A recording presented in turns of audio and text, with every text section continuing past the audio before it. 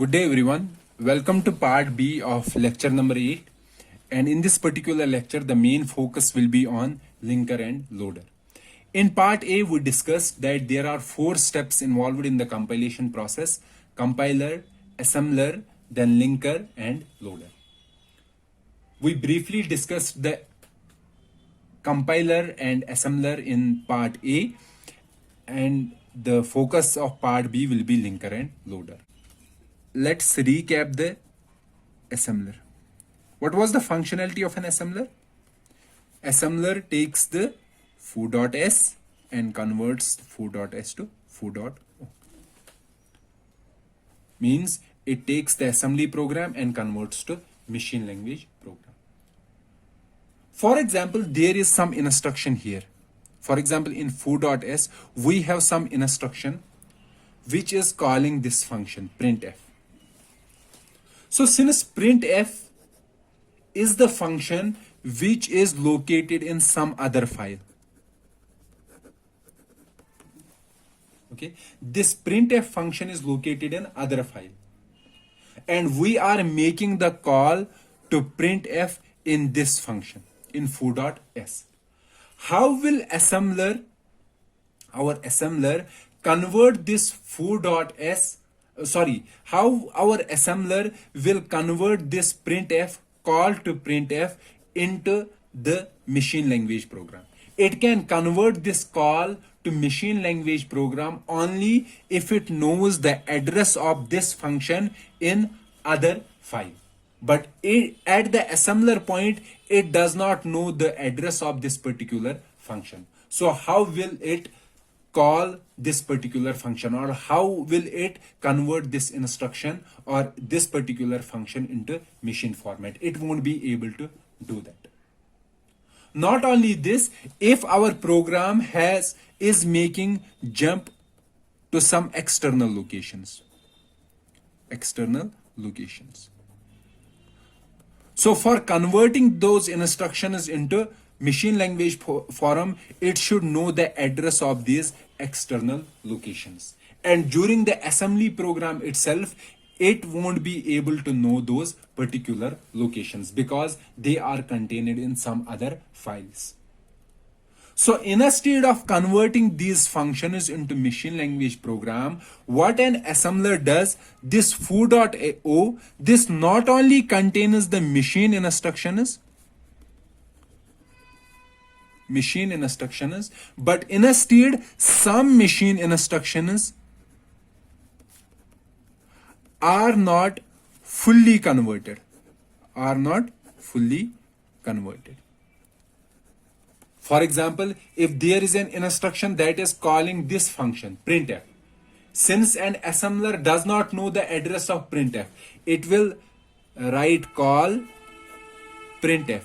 So call, it can convert to machine language program, but for finding the address, it instead of writing the address, it will simply write printf here. Okay, this will be a binary, this portion will be binary, and this offset will be written in mnemonic form or generally a symbol. So we are writing a symbol here. Okay. So as I said, the assembler cannot convert all the instructions to the machine instructions because there are some labels or some function callers that are available in some other programs. They are external to my program, so it won't be able to convert those addresses into machine format. So instead of writing the machine format, it simply writes printf for these instructions. So our foo.o or our assembly program, object program, it contains the machine instructions. However, there are some machine instructions which have some symbols embedded. And the information about the symbols, it uses some other tables which we called a symbol table and relocation table. These two tables are required to inform the subsequent steps. for example the linker and loader, that some symbols in this foo.o are the symbols that we have to resolve the address of those particular symbols, and instead of using those symbols we will replace these symbols with those addresses. So please listen it again. I am saying that if I have a foo.o, this foo.o has some instructions which are not fully converted into machine format.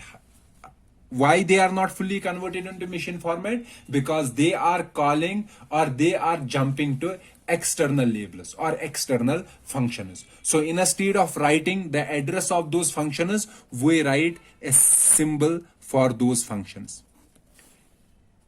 and the information about those symbols is summarized in a symbol table and relocation table.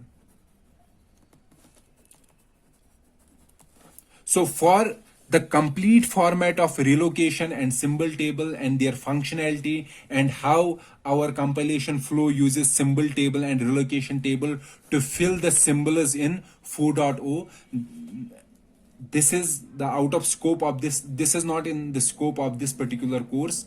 For this particular description you have to go to the compiler course. So here you have to remember that foo.o does not contain, it contains some symbols also, and the information about the symbols is given in the symbol table and relocation table. Okay, so our object file, what should it contain? It contains the first thing. Let's leave the first thing. I will explain what it contains. It contains the text segment. Text segment means machine instructions. But as I said, in these machine instructions, some instructions may have some symbols embedded in them. Okay, and the information about these symbols is in symbol table and relocation table. Okay, and there is another thing called a data segment. Data segment involves the data that is used in the source file. The fourth thing is symbol table and relocation table, and it has a header. Header says which portion is the text segment, which portion is data segment, and which portion is symbol table and relocation table. It says the size and position of other pieces of the object file. So these are the parts in the object file. There is also debugging information, so let's leave those things aside. So we have a header. Header says the size of this program and the various sections in the program. We have a text segment, machine instructions. We have data segment, the data in the source file, and we have symbol table and relocation table. These contain the information about the symbols that are not resolved yet, that have not been resolved yet. Okay, so this is the output of our assembler. Okay, this object file. Then after the assembler comes the third part, which is the linker. This linker takes input object files. Okay, and the output is an executable. Executable, we say a.out is our executable. What are the object files it is taking? It is taking foo.o. This is one object file, and it is also taking input some other object files. For example, lib.o. These object files contain the functions that this particular program is using. For example, printf, scanf, malloc, alloc. These are the external functions. So these object files, there may be many object files. These object files contain the functions that this particular object file uses, that our source code or our program uses. And it takes these object files as input and gives us the output. So what is the job of a linker? What it does? For example, here I have an object file 1. What is there in the object file? As I said, there is text. Text is the instructions. Let's say text 1. There is data, and there is some information. Let's leave information. Let's say I have another object file 2. Here, object file 1, let's say it is foo.o. Object file 2 is lib.o. It also contains text section and data section. The linker takes these two as input, and in the output it forms a final executable file. That executable file will contain text section 1, then text section 2, then data section 1 and data section 2. So this is our data and this is our text. Text means instructions.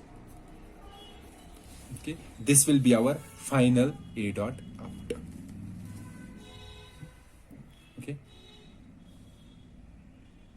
so the job of linker is, in our, as I said, that in our foo.o there are some symbols which are unresolved, and those symbols are for functions that are in some other object files. So the linker takes the information from the symbol table and relocation table, and in these tables it will find out what are the symbols that this particular object file is used. It will take the address of those symbols from these functions, from lib.o or some other object file, and it will fill those symbols with actual addresses. So it will fill in all absolute addresses. Okay, after filling in all the absolute addresses, we will get the final a dot out that only includes the machine instructions and the data section. Okay, so this is the job of linker. Then comes the loader. So as I said, that in von Neumann architecture, for executing any program, okay, so we have a dot o, a dot out. So for executing a dot out, we have to first bring that program into our main memory, and it is the job of the loader. It takes the a dot out, loads this in memory,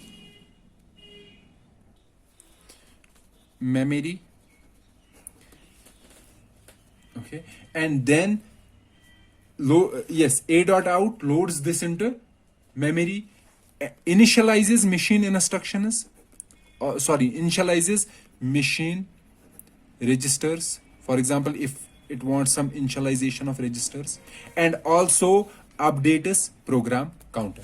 So program counter should contain the address of first instruction in the memory in this a dot out, and then our processor will execute these instructions one after the other from the memory itself. Okay, so this was all about the compilation flow. How is the compilation flow? What are the steps in compiling a program from a higher level program to a machine level program? So first was the compiler. So first is compiler that takes foo.s as an input, foo.c as an input, and provides foo.s as an output. Then we have an assembler. Assembler takes foo.s as an input and gives us foo.o object file. So that object file contains the machine instructions, but there are some symbols which are unresolved or some labels which are unresolved, and the information about those labels is given in the symbol table and relocation table. Then we have a linker. The job of linker is to read the symbol table and relocation table in foo.o and uses other library files, either library object files, for example lib.o, to resolve those addresses and combines these object files together to give us the output as a.o, which is a.out, which is our actual executable. And then at the end we have a loader. Loader takes the a.out from the external memory and loads that into the primary memory of the computer, and from the primary memory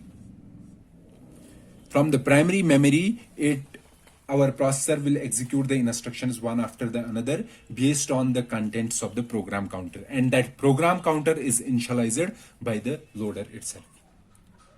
So at the end, I have a small question that you should answer.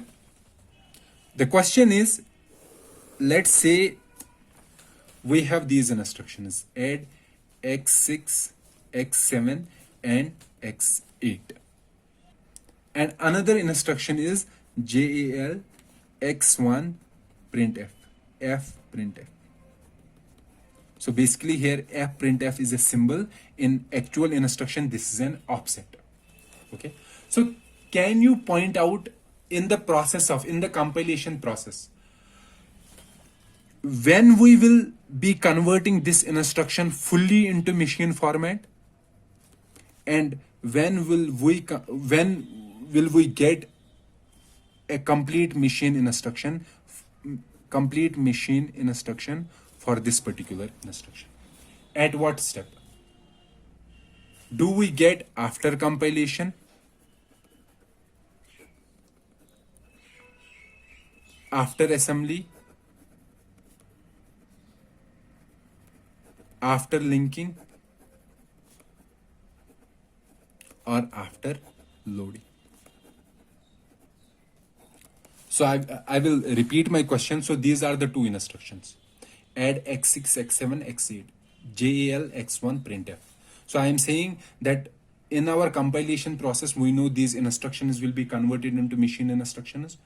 So at what point or at which step this instruction will be completely converted into a machine instruction format, and at what point in the compilation flow this instruction is converted into machine format? So these are the options. Please think about this and write your answer in the comments section.